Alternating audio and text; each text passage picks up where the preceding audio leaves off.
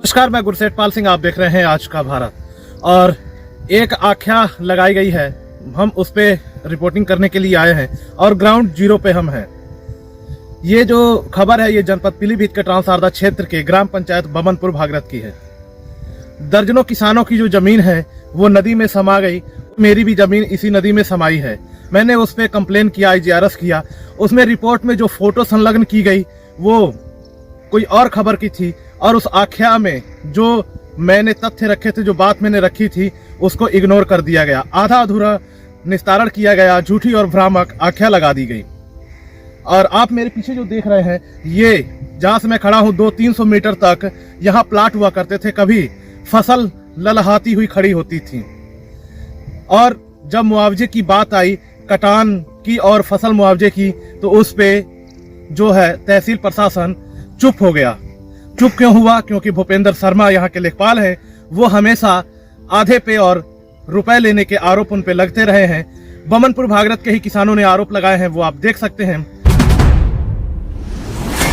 यकीन हो हमारे ऊपर तो मेरे गांव में आके पूछ लें, इंक्वायरी कर लें कि ये कितने दिन से चरपैया पे पड़ा।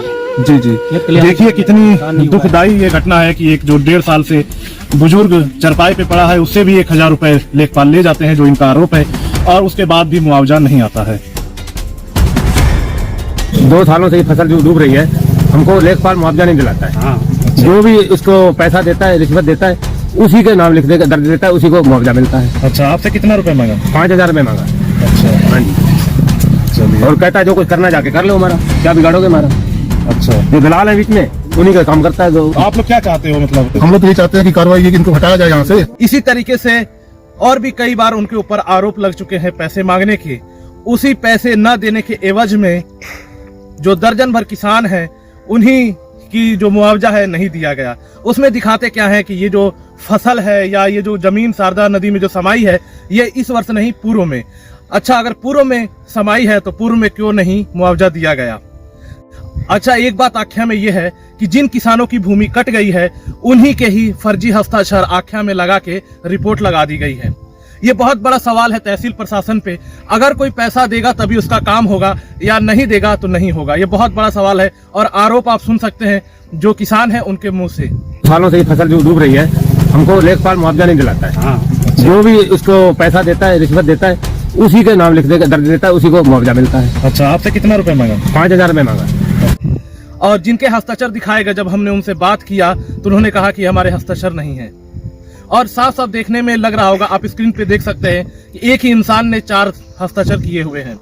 ये बहुत बड़ा सवालिया निशान है तहसील प्रशासन पे। और भूपेंद्र शर्मा पे लगातार कंप्लेन, शिकायतें होने के बावजूद भी, जब से वो इस क्षेत्र में आए हैं, पूरनपुर तहसील में 4 दर्जन के करीब शिकायतें गई हैं, परंतु अभी तक कोई कार्रवाई नहीं की गई।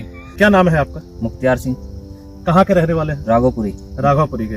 अच्छा, ये जो शारदा नदी में जमीन समा गई है, ये कब समाई है? इस वर्ष, पिछले वर्ष की? और इस वर्ष में बरसात में समाई गई। अच्छा, समा गई है। अच्छा, ये जो भूपेंद्र शर्मा है लेखपाल, इस पे बहुत आरोप लगते हैं। क्या आपका भी कभी ऐसा हुआ है, फोन नहीं उठाया या फिर आपने कुछ अप्लाई किया, कोई काम उसने नहीं किया? कुछ ऐसा प्रमाण पत्र अप्लाई किया था मैंने, फोन किया और 15 दिन लगभग लगा दिया रिपोर्ट लगाने में। अच्छा, 15 दिन लगा दिया। हाँ।